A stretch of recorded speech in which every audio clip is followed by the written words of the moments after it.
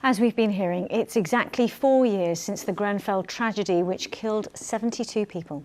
Tara Welsh has been speaking to bereaved families and survivors, trying to find a way to heal from such unimaginable trauma, and who are still waiting for answers. A little boy plays in the shadow of the tower. He wasn't even born when 72 people died in a fire there. It's been 4 years since that day.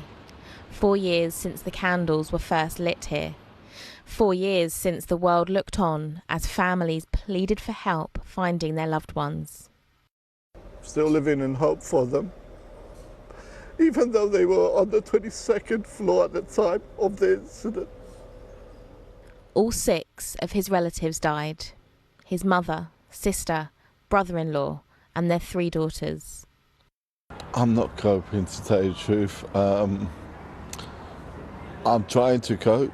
I still pick up the phone to dial my mother or my sister or my brother-in-law, and I forget, God rest their souls, that they're not here anymore. You know, I kind of, you still believe that they're there, but you can't believe they've gone. And it still hasn't sunk in, even though I know they're gone, I buried them. Yeah. An inquiry was launched 3 months after the fire.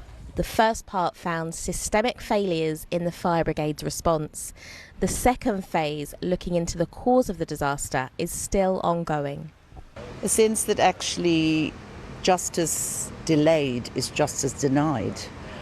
And that continuing feeling that what we went through as a community has not actually reached the ears of the people in power who can make the changes that would indicate that they're learning lessons from the fire. And that has meant that as a community, we're finding it incredibly difficult to heal and to move on.